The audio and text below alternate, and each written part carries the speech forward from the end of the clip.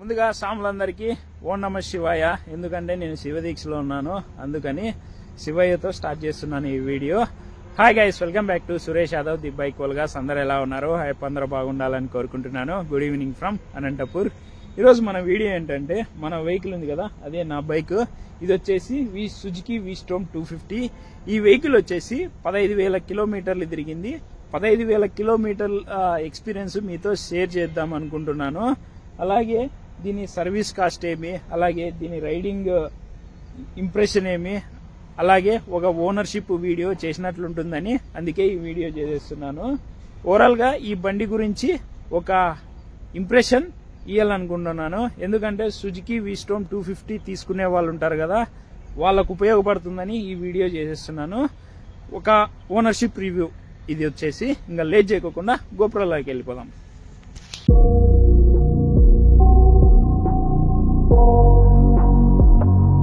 ఇంకా గోప్రో వ్యూలోకి వచ్చేస్తే మన సుజుకి వీస్టోమ్ 250 ఎన్ని వేల కిలోమీటర్లు తిరిగిందో మీకు లైవ్లో చూపిస్తా. ఇప్పుడు వచ్చేసి మన వెహికల్ది ఇగ్నిషన్ ఆన్ చేసి చూపిస్తాం మీకు. ఇప్పుడు ఇగ్నిషన్ ఆన్ చేసిన 15,635 కిలోమీటర్లు తిరిగింది మన వీస్టోమ్ 250. అలాగే 15,635 తిరిగింది కదా. ఇప్పుడు ఈ వెహికల్ గురించి ఎక్స్పీరియన్స్ గురించి ఇప్పుడు మాట్లాడేసుకుందాము. ఈ బండిలో పాజిటివ్ ఏది, నెగిటివ్ ఏది అన్నీ మాట్లాడేసుకుందాం. ఫస్ట్ పాజిటివ్ పాయింట్ వచ్చేసి ఈ బండి మైలేజ్. ఈ బండిని వచ్చేసి మీరు 50, 60, 70 ఈ స్పీడ్లో మెయింటైన్ చేసినారనుకో, ఈ బండి వచ్చేసి షాకింగ్ రిజల్ట్ మైలేజ్ వస్తుంది. నాకైతే ఫస్ట్ ఆ మైలేజ్ చూసి నేనే ఆశ్చర్యపోయినా. ఒక 250cc ఇంత మైలేజ్ వస్తుందా అని నేను ఆశ్చర్యపోయినా. కావాల్సింటే మన ఛానల్లో వెళ్ళి దీనిది మైలేజ్ టెస్ట్ చేసిన వీడియో, ఆ వీడియో చూడండి, మీకే అర్థమవుతుంది. ఆ వీడియోలో చూస్తే మీరు 48 కిలోమీటర్స్ వచ్చింది. అది లీటర్ పెట్రోల్ అని నేను చెప్పినాను, కానీ లీటర్ పెట్రోల్ కాదు, అది 100 రూపీస్ పెట్రోల్. అంటే అప్పుడు ఆంధ్రాలో వచ్చేసి 110 ఉంది. ఇప్పటికి నేను 110కి లీటర్ వస్తుంది, కానీ మనం వచ్చేసి 100 రూపీస్ పెట్రోల్ కొట్టించి బాటిల్లోకి, ఆ బాటిల్లోని పెట్రోల్ ఇందులో పోసి మైలేజ్ టెస్ట్ చేసినాము. అప్పుడు వచ్చిన షాకింగ్ రిజల్టే 48 కిలోమీటర్స్ వచ్చింది. 100 కాకోకుండా నేను 110 అంటే ఒక లీటర్ పెట్రోల్ పోసింటే 50 ఇచ్చేదేమో ఇది కంపల్సరీ. ఎందుకంటే 100 ml తక్కువ పడింది. ఆటికి మన వెహికల్ వచ్చేసి 58 కిలోమీటర్స్ వచ్చింది ఒక్క 100 రూపీస్ పెట్రోల్కి. అంటే ఒక లీటర్ అనుకోండి. ఇంకా అది చూసి నేను షాక్ అయినా. ఒక 250cc ఇంత మైలేజ్ వస్తుందని నేను అనుకున్నా. అలాగే రఫ్ అండ్ టఫ్గా ఈ వెహికల్ని మీరు యూజ్ చేసినారనుకో ఎంత వస్తుందంటే మైలేజ్ 35 to 40 వస్తుంది ఈ మైలేజ్. ఇదైతే పక్కా, ఎందుకంటే నేను ఎక్స్పీరియన్స్ చేసిన కాబట్టి మీతో షేర్ చేసుకుంటున్నా. అలాగే ఒక ట్యాంక్ ఫుల్కి వచ్చేసి 450 కిలోమీటర్లు వస్తుంది ఒక ట్యాంక్ ఫుల్. ఇది నాకు ఫస్ట్ పాజిటివ్ పాయింట్. ఇప్పుడు వచ్చేసి రెండో పాజిటివ్ పాయింట్ వచ్చేసి దీని హ్యాండిల్. దీని హ్యాండిల్ ఎంత పెద్దగా ఉందంటే, హిమాలయలో కానీ, KTM 390లో కానీ, 250లో కానీ ఇంత పెద్దగా ఉండదు హ్యాండిల్. మన వీస్టోమ్ 250లో వచ్చేసి చాలా పెద్దగా వస్తుంది హ్యాండిల్. మీరు లైవ్లో చూడాలనుకుంటే ఏదన్నా వీస్టోమ్ 250 వెహికల్ కనపడినప్పుడు దాని హ్యాండిల్ చూడండి, చాలా పెద్దగా ఉంటుంది. ఇది రెండో పాజిటివ్ పాయింట్. ఈ వెహికల్లో మూడో పాజిటివ్ పాయింట్ వచ్చేసి ఈ విండ్షీల్డ్. ఈ విండ్షీల్డ్ ఉంది కదా, ఇది చాలా విండుని ప్రొటెక్ట్ చేస్తుంది. ఎందుకంటే నేను మోటో బ్లాగింగ్ చేస్తా కదా, ఎందుకంటే దీనివల్ల నాకు వాయిస్ వచ్చేసి క్లియర్గా వినపడుతుంది మోటో బ్లాగింగ్ వీడియోలో. అలాగే ఇది వచ్చేసి చెస్ట్కి వచ్చేసి హెయిర్ కూడా తగిలినట్టు అనిపించదు, ఎందుకంటే అంత విండుని ప్రొటెక్ట్ చేస్తుంది. మీకు కావాల్సింటే నా వీడియోస్ ఉన్నాయి కదా, ఈ బండి పైన ఈ వెహికల్ పైన నేను మోటో బ్లాగ్ వీడియోలు చేసినా కదా, ఆ వీడియోలు చూడండి ఎంత క్లియర్గా ఉంటుందో వాయిస్. దానికి కారణం వచ్చేసి ఈ విండ్షీల్డే. విండునైతే భారీ ప్రొటెక్షన్ చేస్తుంది. దీని లైటింగ్ వచ్చేసి హెడ్లైట్ లైటింగ్ వచ్చేసి అంత బీభత్సంగా పడదు, అంత డల్గా పడదు, యావరేజ్. ఇదైతే మనము కంపల్సరీ ఫాగ్ లైట్ లేపించుకోవాల్సిందే. ఇప్పుడు వచ్చేసి దీని గ్రౌండ్ క్లియరెన్స్ అంటే భారీగా ఉంది. ఎందుకంటే 205 mm గ్రౌండ్ క్లియరెన్స్. మీరు ఎంత పెద్ద బ్రేక్ కట్ ఎగిరించినా ఇంజన్కి మాత్రం టచ్ కాదు. అలాగే ఇప్పుడు ఇంజన్ టాపిక్ వచ్చింది కాబట్టి దీని పవర్ వచ్చేసి 26.5 PS పవర్, 9300 RPM. దీని టార్క్ వచ్చేసి 22.2 టార్క్, 7300 RPM. ఈ వెహికల్లో హీటింగ్ ఇష్యూ అయితే బిల్కుల్ అస్సలు లేదు. నేను కేరళ వెళ్ళినప్పుడు ఫస్ట్ రోజే 700 kilometers తోలినా అస్సలు ఇంత కూడా కాళ్ళకి హీట్ కూడా తగలలేదు.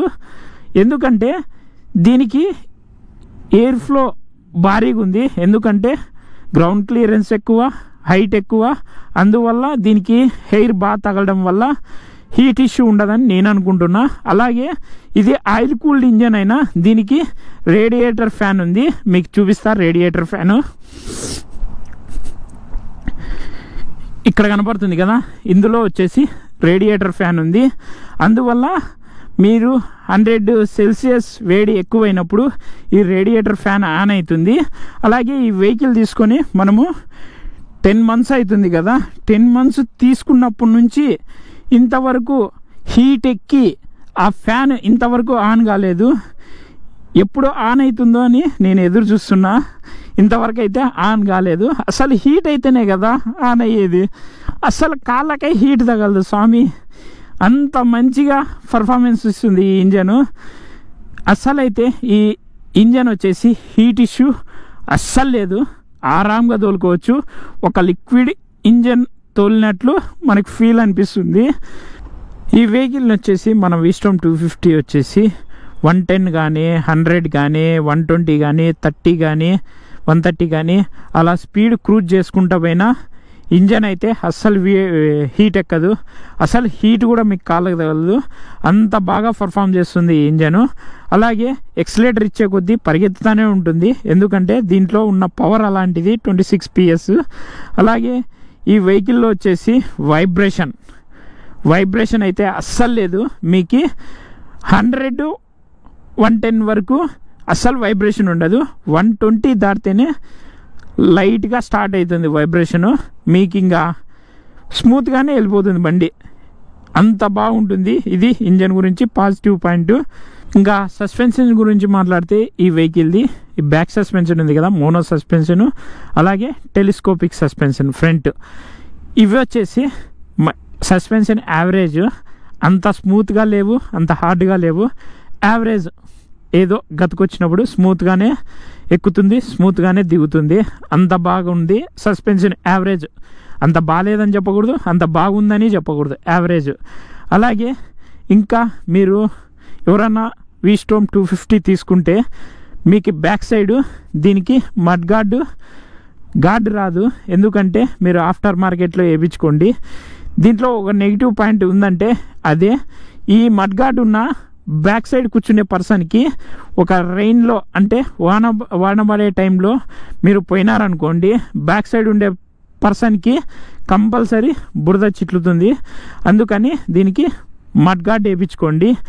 అలాగే ఈ వెహికల్లో ఇంకా నెగిటివ్ పాయింట్ అంటూ ఏం లేదు, అన్నీ పాజిటివే. మైలేజ్ బాగా వస్తుంది. అలాగే అంతా బాగానే ఉంది.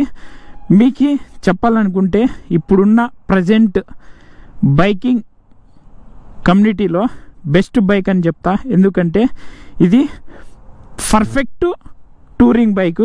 ఎందుకంటే మంచిగా టూరింగ్కి వేసుకొని వెళ్ళిపోవచ్చు, ఈ వెహికల్ని. ఎందుకంటే మైలేజ్ బాగా ఇస్తుంది. అలాగే మీకు ఒక ట్యాంక్ ఫుల్ చేస్తే 450 kilometers వెళ్తుంది. అలాగే ఈ స్పీడ్ వచ్చేసి 50, 60, 70 ఆ స్పీడ్ మెయింటైన్ చేసుకుంటే మైలేజ్ మంచిగా వస్తుంది. ఇది ఓవరాల్లీ టోటల్లీ నేను ఇచ్చే ఎక్స్పీరియన్స్ అయినా ఇంప్రెషన్ అయినా పాయింట్స్ ఇవి.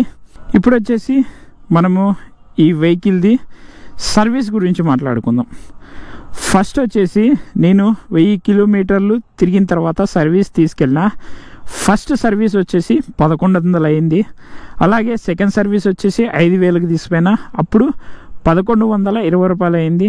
మళ్ళీ థర్డ్ సర్వీస్ తీసుకువెళ్ళినా, అప్పుడు వచ్చేసి 1150 రూపాయలు అయింది. మొన్న రీసెంట్గా 4th సర్వీస్ వీడియో చేసిన నా ఛానల్లో.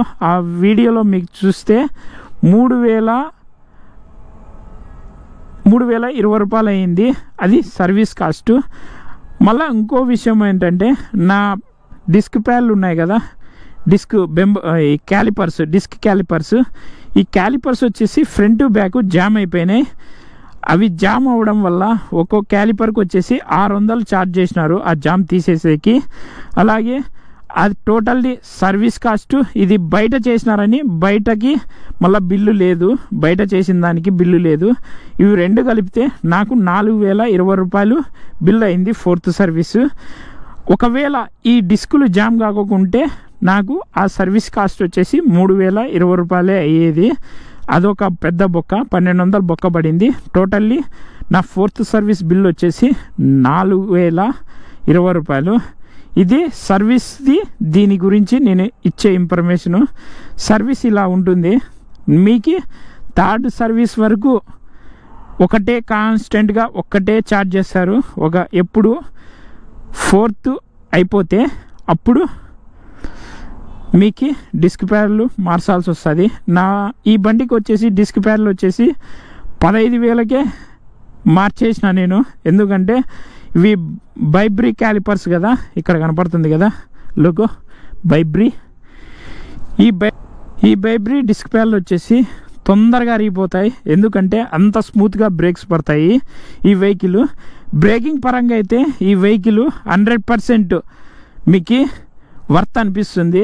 ఎందుకంటే దీంట్లో వచ్చేసి డ్యూయల్ ఛానల్ ABS ఉంది, ఫ్రంట్ ABS ఉంది, బ్యాక్ ABS ఉంది. మీరు ఒక్కసారి అట్లా ప్రెస్ చేసినారనుకో, బండి 110లో, 100లో, 120లో ఫ్రాక్షన్ ఆఫ్ సెకండ్లో మీరు బ్రేక్ అప్లై చేస్తేనే అట్లా బండి స్టాప్ అయిపోతుంది. బ్రేక్స్లో కూడా నంబర్ 1 ఈ బండి. ఎందుకంటే మంచి ఇంప్రెషన్ ఉంది ఈ వెహికల్ పైన నాకు. ఇంకోటి, నేనైతే మనీ ఫర్ వాల్యూ బండి తీసుకున్నానని నేను అనుకుంటున్నా. వర్త్ బండి నేను మొత్తానికైతే చెప్పగలను. ఈ వెహికల్ మనం షోరూమ్ నుంచి తీసుకుంటేనే మాన్యువల్ బుక్లో వచ్చేసి ఫ్రీ సర్వీసులు వచ్చేసి 3 ఉంటాయి. ఆ 3 వచ్చేసి ఫ్రీ సర్వీస్లే. ఇంకా 4th నుంచి మీకు పెయిడ్ సర్వీస్ స్టార్ట్ అవుతుంది. ఇది ఇంకో విషయము. అలాగే ఈ వీడియో నచ్చినట్లయితే లైక్ చేయండి, కామెంట్ చేయండి, షేర్ చేయండి, సబ్స్క్రైబ్ చేయండి. See you next blog.